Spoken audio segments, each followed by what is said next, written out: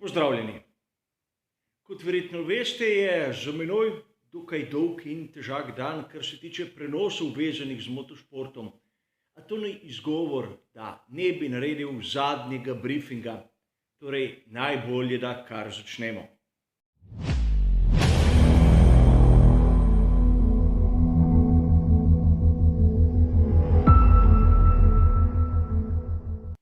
Tudi tokrat zadnji briefing bo razdeljen na tiste tri običajne dele. V prvem delu se bomo pogovarjali o kvalifikacijah, v drugem delu se bomo malce poigrali s podatki, ki nam bodo prikazali možnosti ritma, v tretjem delu pa tiste moje osebne napovedi glede samih strategij.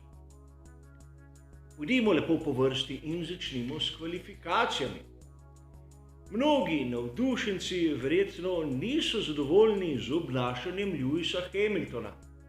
Ta je malce negajivo oviral tako Maxa Verstappena kot Sergija Pereza v zadnjem poizkusu Q3. Treba je biti natančni kot običajno. Pri tovarniški ekipi Mercedes so svetovni prvaki in njihovi boksi so prvi v pitlejnu. Pri Red Bullu so drugi v vrsti. Torej, pri Red Bullu so bili tisti, ki so šli na progo za Mercedesom. Mercedes ni mogel vedeti, kdaj se bodo pri Red Bullu odločili začeti zadnji poizkus. A k temu se bomo še vrnili. Mislim pa, da pričakovana gesta Lewisa Hamiltona po vsem izzivanju strani Red Bulla. In Lewis Hamilton je izzival.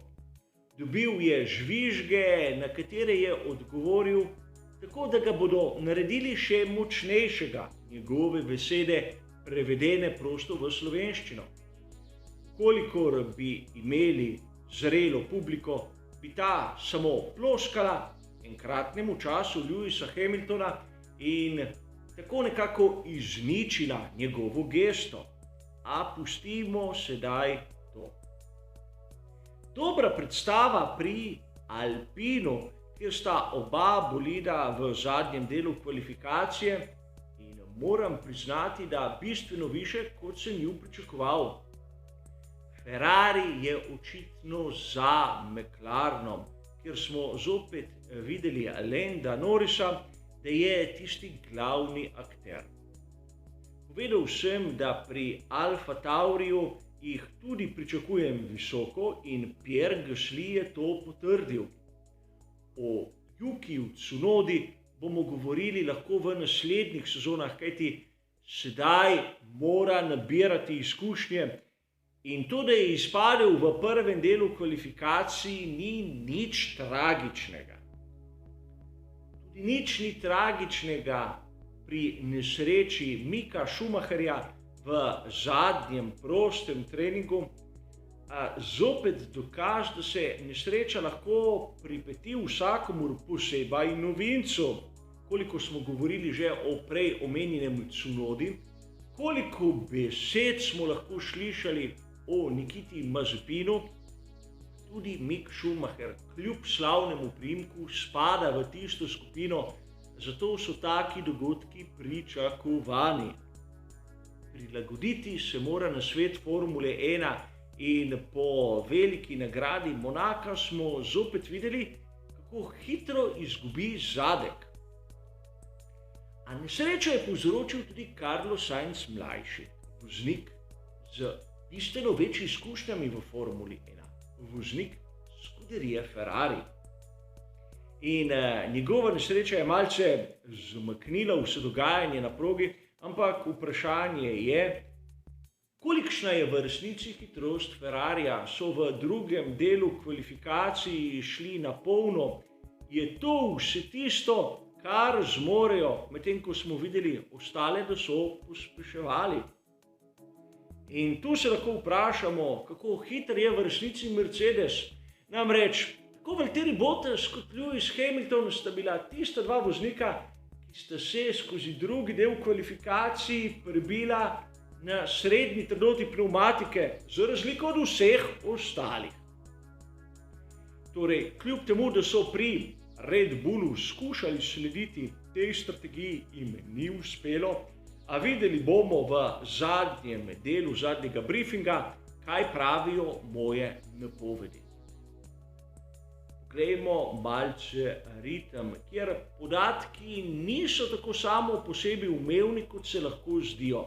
Predvsem v petek na drugem prostem treningu so bile temperature izjemno visoke, tako da ta razlika med Mercedesom in Red Bullom, ki jo vidimo na grafiki, je v bistvu nična. Lahko bi rekli, da Mercedes in Red Bull na ritmu same dirke sta poravnana, vsi ostali pa nažalost precej zadaj. A kot sem omenil malce prej, razlika bo v strategiji. In zopet, kot običajno priznam, da nisem imel časa prebrati nič, kar so povedali pri Pirelliju. O tem, kakšne so bile njihove napovedi in kaj se je zgodilo na progi, seveda vključno z mojo napovedjo, bomo govorili v samem komentarju. Poglejmo moje 3 napovedi za veliko nagrado Madžarske. Imamo kombinacijo strategij z enim in 2 postankoma. In začnimo kot običajno s tisto najbolj dolgočasno, najbolj predvidljivo, a mislim, da tudi najbolj učinkovito strategijo. Začeti na tisti srednji pnevmatiki. Imeti del dirke dolg približno 30 do 35 krogov, malce elastičnosti je dopustne, nato se ustaviti v bokse, natakniti tisto najtršo pnevmatiko in odpeljati do konca, seveda 30 do 40 krogov, kar nekako dovoli tudi malce bolj grobo izrabljanje same pnevmatike, seveda odvisno od same temperature asfalta. Imamo drugačno strategijo za tiste, ki bi želeli začeti na mehki pnevmatiki ali za tiste, ki so primorani začeti na mehki pnevmatiki. Na začetku dirke lahko predpostavljamo, da bo pnevmatika soft zdržala tam okrog 10 krogov, morda kaj več. A nato 2 dela na tisti srednji pnevmatiki, dolga približno 30 krogov, odvisno tudi od dogodkov na sami dirki. V teoriji je možna tudi strategija z zadnjim delom na pnevmatiki soft, a mislim, da ne bi smela biti preveč uspešna.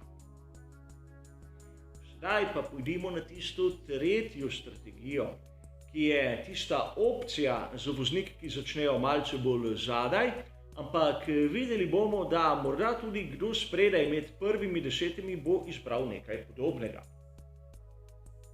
Tisti zadaj bi lahko nataknili najtršo pnevmatiko za prvi del dirke, katerega bi podaljšali do skrajnosti, nekje do 50. kroga, kar je v teoriji izvedljivo, ampak z izjemno počasnim ritmom.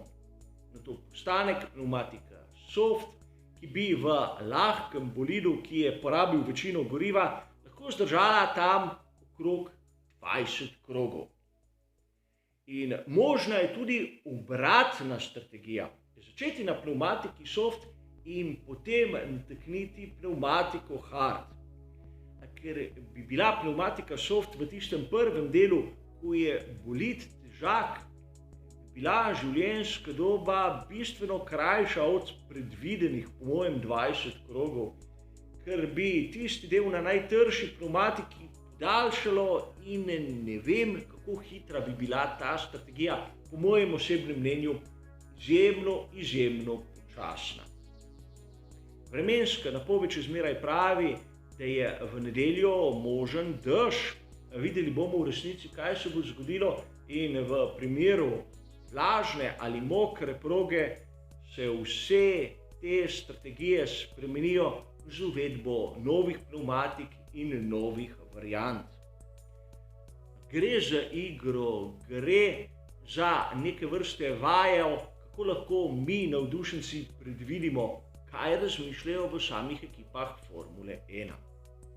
Kar se tiče zadnjega briefinga z danes, je to vse. Hvala za vašo pozornost ter seveda nasvidenje.